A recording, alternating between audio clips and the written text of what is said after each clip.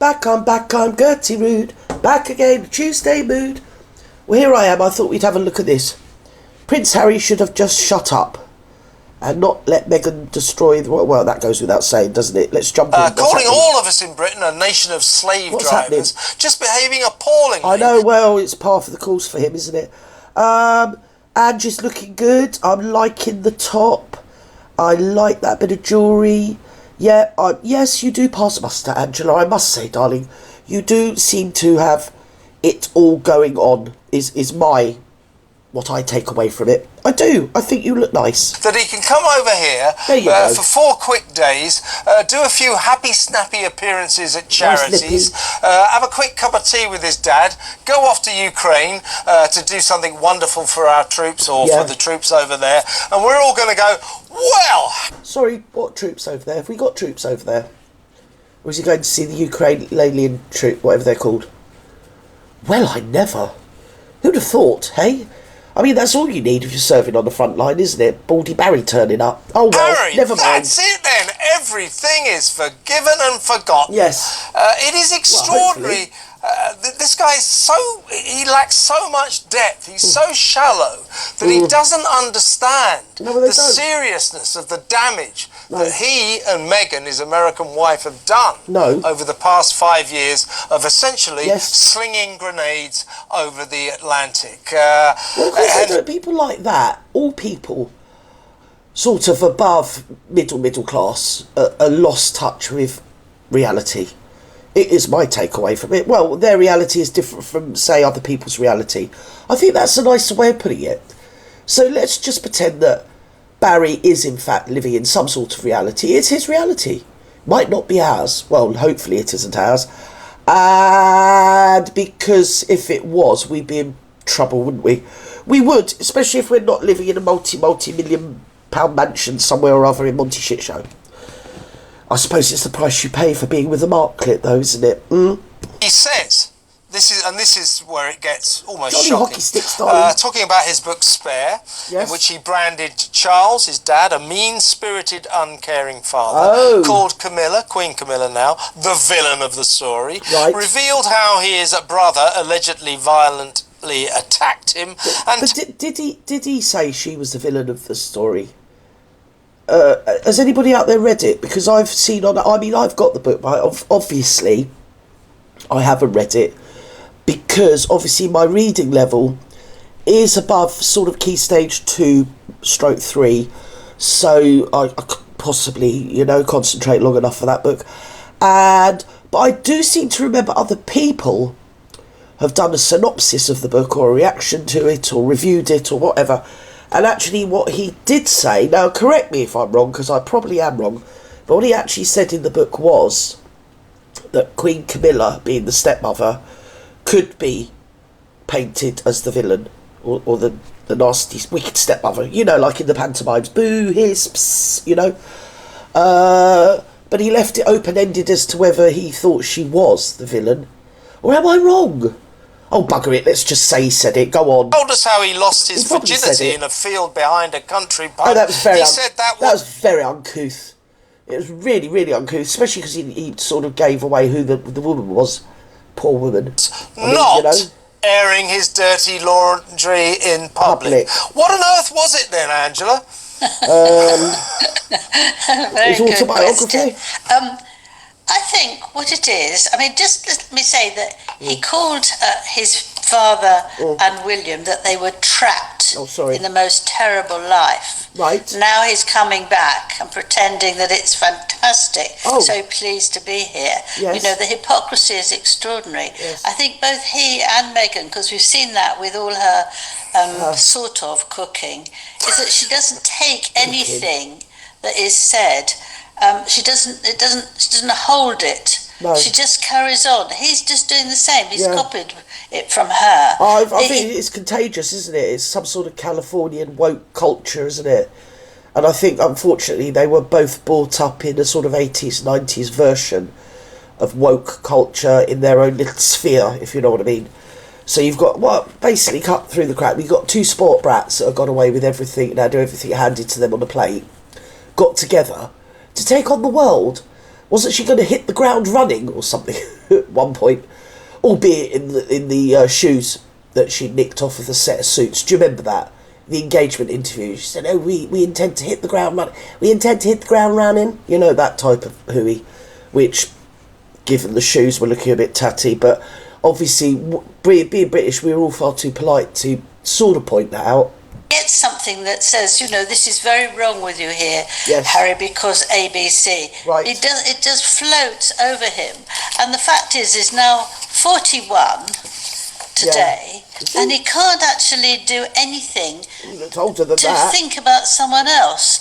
When he says, my conscience is clear, right. You want to say to him, yes, but what about your father? What about your brother? What about, you know, he's not talking. I think anybody that's done what he's done hasn't got a conscience. So for him to sort of posit the fact that what conscience he may or may not have or claim to have is clear should be rapidly disregarded. Because obviously, I've got another beef as well, being a book collector of some repute, you know, I'll have you know. I don't want to tinkle my own bell, but I find it very unseemly when people that haven't really lived a life do an autobiography. An autobiography is usually something you do towards the end of your life. If not, it's left to a biographer to do it for you, isn't it? So there you go. I mean, he wrote it when he was about 30-something, this book. Well, was he about 36, 37, 38, that no one cares about? See, he can't lie about his age because we all remember him being born. Don't we, darlings? We do. 1984 September. I remember exactly where I was. Obviously, I wasn't there. Do you know what I mean? But we all remember him being born, William being born. So there's that. 21st of June, 82? Was he born 82? Let me think where I was. 81. 82. Yeah, so it's the 21st solstice, wasn't it? 22. Yes, I remember it well, you know. About anybody else but himself, and he thinks that's good enough. You know, I'm very happy with who I am. Right. He's not. We've seen him looking so unhappy. I know, people that always have to keep telling everybody they're happy usually aren't happy. So miserable, but he's like a sort of dummy that you wind him up and he's only got so many things that he can say about himself. But it's very painful. He's just a Nepo baby that turned into a BJ Cuck, didn't he, really? That's the long and the short of it. In common street parlance, to be polite, is where we are at, and I don't think we need to embroider it or unpick it any further than that, really.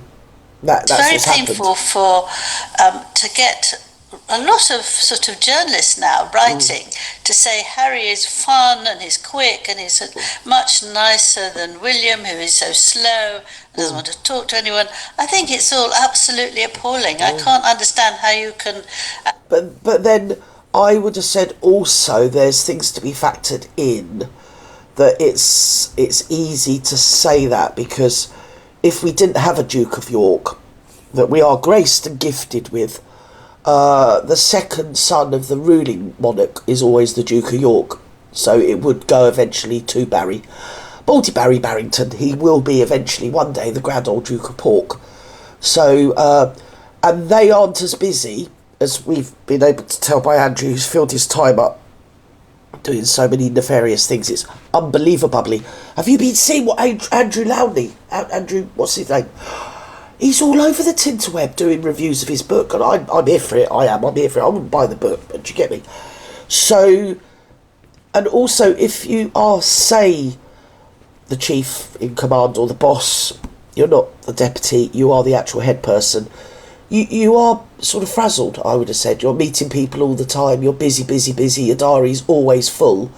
So it's far more natural that you probably wouldn't be as effervescent as, say, your prodigal younger brother that got all the time in the world on his hands to be, you know, fun and great and, you know, relatable, which he always used to be, than it is to the person who's, was it heavy in the head that wears the crown? Wasn't that Shakespeare that said that, darlings? I think he might have done, you know. Actually not judge a man who was dreadful to his grandmother, who he adored so much. He wanted to put a wreath down 2 days ago, didn't he? But For what? you know, for his grandmother, because he was so sad and he loved her so much. Right. But he was on the phone to her for 3 months, being vile, wanting money, shouting at her, wanting things for himself. You know, where did this come from, Angela? Why didn't you ring me then and let me know? Because I'd have been up there, like shoot off a shovel with me mop. He was shouting at our dear great late Queen Elizabeth when she was alive. That's probably why she's brown bread, to be fair. When did this happen? Was he really on the phone shouting at elderly people? That's elder abuse. Well, somebody should have told me, because I'd have reported him. I don't know who to. I probably had to write to Buckingham Palace. There you go. I would have been pushed. Forced, nay. To be fair, it would have been my civic duty to just warn everybody about this. This is terrible. So he is in fact an elder abuser, is what we're now being treated to. Well, I never. Bloody cheek. Who does he think he is? Shut up, but he shut up, can't exactly, balance anything. It's very, very strange or deliberate. He says shouting at her when she had cancer. Because probably being a family, they probably knew more what was going on with her, because we didn't know she had bone cancer until she was well and truly dead. You know, and bone cancer is usually secondary to something else, which obviously we're not being treated to. It's none of our business. So, and I don't know, but obviously I've got no idea, but maybe you can get specific bone cancer. But in my limited experience, I've often seen bone cancer as a secondary cancer, where it usually spreads. So, we can deduce that maybe, in my opinion, speculatively, she could have been ill for a very long time, and they as a family would have known that she was ill, and he's on the phone bleeding shouting to her. And then he's moaning about, oh, they won't take my calls. Hello? Wake up. Bleeding woke creep. The book, talking about Spare. I don't know why they call them woke, because there's dopey as shit in it. It's like they're completely asleep all the time, these types. Oh, sorry, darling, anyway. Series of corrections to stories already out there. One point of view had been put and it needed to be corrected. The story wasn't out there about the dog bowl. Nobody knew about the dog bowl. Nobody knew about behind the pub with that groom lady. She was a fit young filly as well. I think, like sometimes, ladies, you give into charity. You're either punching above your weight, you're totally on par and simpatico, or, as I always used to like to call it, obviously you've seen me, haven't you? Giving to charity. So you can imagine, can't you? Do you know what I mean? How bad that might have been. So, and I think the young lassie, the filly, fit young filly, very virile as well, very virile. Broad, childbearing shoulders. I tell you what, hips rather, not shoulders. Nobody bears a child in their shoulders, Gertie, shut up. Hips. He's lucky he didn't put her in the family way. Isn't he, when you think of it? What would have happened then? Hey? Well, I'll be blowed. Well, I think he might have been as well, to be fair. I don't remember take him a long, story apparently. being out there about where he lost his virginity. Oh, here we go, I don't please. remember a story being out there about how he got frostbite on his, how can I put this, exactly, his man. Exactly. Back of the neck, Kev. Hood. Exactly, hole in and while he was trying to thaw this. it out, he was looking at a picture of his mother. Oh, I don't remember those don't. stories being out there that needed to be corrected. And he was rubbing his mum's face cream on his todge, which was quite a paragraph, wasn't it? Or quite a sort of theme, some part in that book, I'm given to believe. And nobody knew about that. I suppose even if the papers had said, because they do trot out a load of hooey, but the truth is always far more than the actual speculation, isn't it, with this bleeding melt? Come on, Bazzy. That is a load of claptrap. He goes on to say, I don't believe that I aired my dirty laundry in public. It was a difficult message, you but I did it in the best way possible. You told everyone you were rubbing your mum's face cream. Oh, don't. We've already been there. Conscience is clear. It is not about revenge. It is about accountability. Do me a favour. It was about revealing sordid little details, intimate details, details that should have remained private, so he could make money selling the book. And no one believes that what's her name, Catherine, the Princess of Wales, sorry, Your Majesty, Her Royal Highness, the Princess of Wales, in any way, shape or form, as she was then, the Duchess of Cambridge, made that old malt cry. Honest to God, you couldn't make... She's like a rhino's hind. There's nothing that make that thing cry. The only way she cries theatrically, if you get me, for a reason, for a trickster, you know? Right eye, left eye, tear, something like that. Left eye, tear, cry, that one. You know what I mean? Nothing, she's a big old tank of a thing, isn't she? Nothing would have made that thing cry. She was bridezilla with the Kraken and everything. She was maxed up to factor 50, I think, in the run-up to the wedding, from what I can gather and from what we can all discern. So I totally believe Catherine, who we've never heard anything about anybody saying, oh, do you know what? She's quite rude to people. Everything that you hear even filtered out, even people that don't say it in the national, mainstream, that have had any sort of dalliance with her or came across her in any shape or form, got nothing but good to say about her. Either she keeps herself quiet, does her own thing, and gets on with doing what she's doing, or if she is interacted with, she's very polite. And that I'm talking about when she's off duty. Say they're at a travel lodge or something, do you get me? Or at the services, and you bump into them. That sort of situation. You don't get all this hoo-ha from her. She'd expect the whole place to be evacuated, wouldn't she? I'm going to go in there and I need the whole place evacuated because I am the muchness. That's more her than it is Catherine. So I totally believe that old bridezilla made Her Royal Highness the Princess of Wales cry. I really do. Because obviously she'd just had a baby herself, so she was post-natal. And she was trying to get it through to the muchnesses, Kraken's thick skull, about the shoes rubbing and the tight situation and not wanting her daughter, because she was only like about 2.5 or 3, exposed for the world, for cameras all over the globe, to take a picture that will be there forever. And it's just more seemly and decent all the way round for little girls to have their feet covered, their legs covered, and indeed their feet covered from the point of view that the new shoes will probably rub. She probably just burst into tears out of frustration. I think I would have done. I think we all would have done. We'd have just been sobbing, wouldn't we? And begging to be let free. Right. Absolutely right. But he's still doing it now. You know, Yeah. He hasn't just got rid of that No. and think, oh, I'm so sorry for some of the things I said. I know it has hurt other people. He's not interested in other people. No. It's all about him, and he can't actually get out of it. It's. You want to sort of smack him. Yeah, but I think the thing with him is if you think he lives with her, and she's an earth mother or something, and she trad wife, barefoot, no drawers in the kitchen, he's probably eaten too many dried flower petals. Do you get me? So it's clogging up his system. It's going through, do you know what I mean, his intestines. If I say, do you know what I mean, one more time, I am going to have to kill myself. Say, now come on, think about somebody else for a change. And he doesn't think about anybody. He's never wrong. Meghan is never wrong. No, never. They're always right in everything they do. But everyone else is wrong. Oh. I don't know how you can hold on to that when you're supposed to be a mature person. Well, what is it? It's his birthday today, isn't it? What is he, 42, 43? He revealed in this recent 63. interview a couple of days ago that his wife Meghan, right, when he was writing the book, yes, gave him the words of wisdom, as he put it. Her words of wisdom. That's his polite way of saying BJA. It is, isn't it? If you think he's tapping away and she's trying to get him to hurry up, go on, Baz.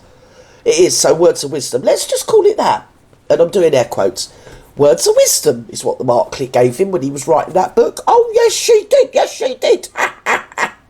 Come on, Barry. Put all the filth in there. Write what I've told you to write. No one likes your dad or your mum. Some were just stick to the truth. Stick to the truth, my God. She's the last person to do that, isn't she? Stick to She the does truth. have lie after lie. Yeah. So she's really saying this, so don't bother about it. Yeah, And Harry... there's always their version, your version, and then there's the truth or something in between, isn't there? But at the end of the day, there only ever is the truth. That's what I believe. I know it's fashionable to think that everybody's truth is their truth. But if people are throwing accusations around about, say, they're saying I made the Princess of Wales cry, yeah, then there's more truth to sort of support that than there is from her point of view. Say, oh no, she made me cry. You're like, no, the evidence doesn't stack up, darling. Nothing stacks up with you, ever. I mean, he doesn't stick to it either. The things he said, he's fine and he's doing very well and everything, but it's everyone else who's terrible. How can you do that? How can you say that to your father? How can you say that to your brother who looked after him so marvellously when he was small? And he said to me about William that he's the only one who trusts. He can trust. Well, nobody can trust him. No, I mean, you just can't. No, I don't know why I keep saying no, because it's obviously no. And then he got enmeshed, didn't he? Is it called enmeshing? Glove bombed and enmeshed. Yeah, with the thing over there. Over there, right shoulder, don't look round, Bazza, don't look round. Trust him, and I feel that the king would be absolutely in a terrible state if he let them come over and try and do what the late Queen doesn't want them to do, is half in and half out. What they want to do is to get some money and to get some jobs so that everyone will give them well, TV. I think if we look back on actually what happened around that time, obviously Angela Levine knows much more than what I do, but I seem to recall that the Queen said to them, because they wanted half in, half out, somebody else said no, totally, we're not putting up with that, somebody else said this, somebody else said that. So the Queen sort of came in, they had that Sandringham summit, which was, I think, William, Charles, the Queen and Harry, and automatically wanted to go on Zoom call, and they said, I think we can manage without you, darling, because I would have said, underscored, air quotes, it's all to do with you, you've caused this situation, do one. She was over in Vancouver Island by then, wearing her ex-husband's watch or bracelet or something. She did. Do you remember she did that short? Look at me, I'm in Vancouver Island, which was like a bomb up his bum, you know. Get in line because I'm a proud Covington woman and I'm free from you over here. And, do you know what I mean? And also she's got the goods. Don't forget, she's always saying, having little snipey digs about, well, I never signed no NDA. So, in other words, 79 days she was an actual working member of the royal family. She's got the goods. Because basically, probably, there's been a lot of history swap between them. And history with no evidence is just gossip, isn't it? So there we go. And we're still here with Baz. Oh, Baz. And Meghan can actually get her MRI. She wants that. He wants that for her. But she's just made a mockery of it. Do you remember when it was Netflix had this terrible thing when she bent over to Kurt's... What's happening? We've been here. I mean, that's that one, isn't it? The Kennedy bird that's done something. Did she create world peace, or I don't know what she did? I discovered life on Mars. Not sure. Anyway, she's marvellous because her surname's Kennedy, so obviously that's cool. And Marklet turned up like Tutankhamun's granny. I don't know what was happening.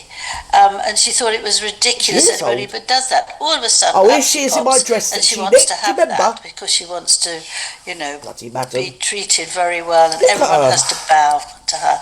I mean, they are a ridiculously mixed up.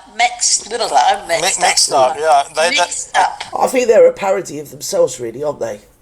If that makes sense. I do. At this point, they are a parody of themselves, which is why probably William and Kate get about their business and don't do all this writing books and sort of flagellating themselves in public, because mystique is good. You shouldn't be able to see through the veil, should you? You should just get about your business, do your job, and not write biographies and blame everything on everybody else. Yeah.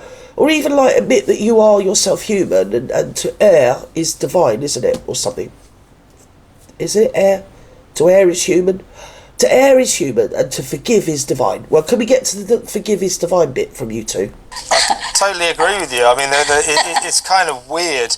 I want to talk about the King's meeting, the Tea Party for Two, last Thursday, I think it was it Wednesday, just before Harry surprisingly went off to Ukraine.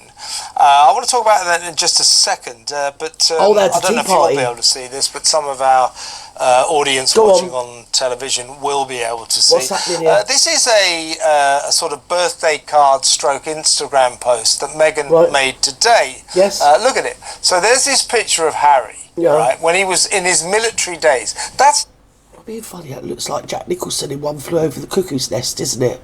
Except with ginger hair, darlings, isn't it? So where are we? Oh, we're back with Megan. Oh, hi, birthday boys lit. So she's saying hello to her husband. Well, he's probably, do you know what I mean?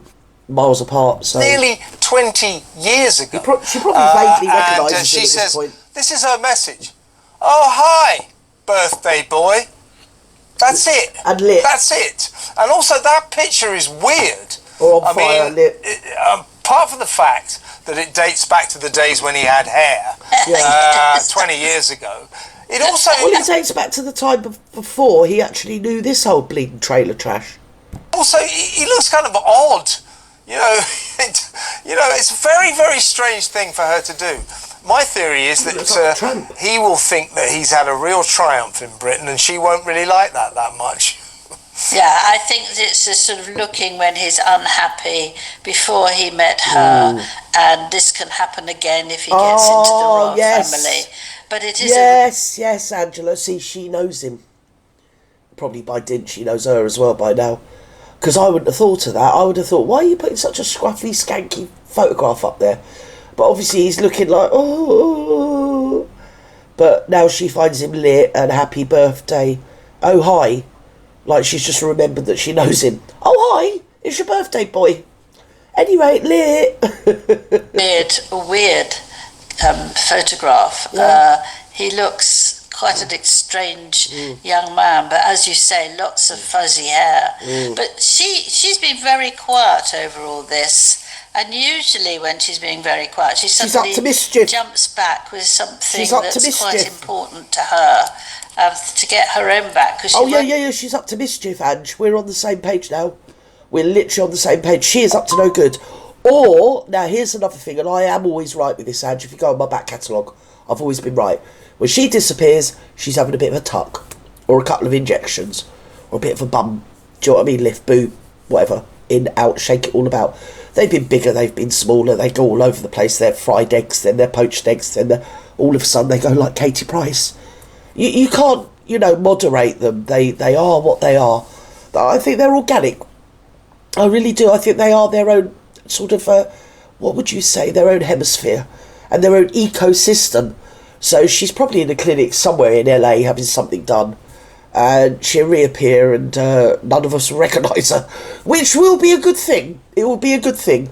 And a burqa, I think, if she does find herself increasingly turning towards, say, Mecca, that would facilitate us a whole lot more. You see, because especially if you've got the ones like the people wearing, say, Afghanistan, where you've got a little bit of mesh, which prevents all sorts of, speaking. Basically, that would be good. That would be the best outcome for everybody, in my opinion. Anyway, I've had enough, you've had enough, I've waffled enough. Here's what it is. I was going to do some parodies, but I'm not feeling it at the moment. I'm feeling a bit, at the moment, but it might be the weather, because the weather's a bit in it at the moment. I was thinking about it today. Summer was here and then somebody turned the light off and it just went. And we're not quite autumn, but we're definitely not summer, are we? Is it last of the summer wine type of era? So summer's definitely gone. We're not quite in October, but I did think that we'd have a bit more sun through September, and we haven't. It's been like a monsoon. It's cold. I've got a jumper on. It's this, it's that, or the other. Horrible. Or will it? It's gonna catch us out. What will happen is, I reckon... Oh, hang on. What have I done here? Let's go back. What will happen, I reckon, is it's going to be like this. Then October, it'll go back to like 30 degrees. And I'm here for that as well. I'm here for that. We could all do with that. Anyway, I love you wherever you are in the world. Bye-bye now.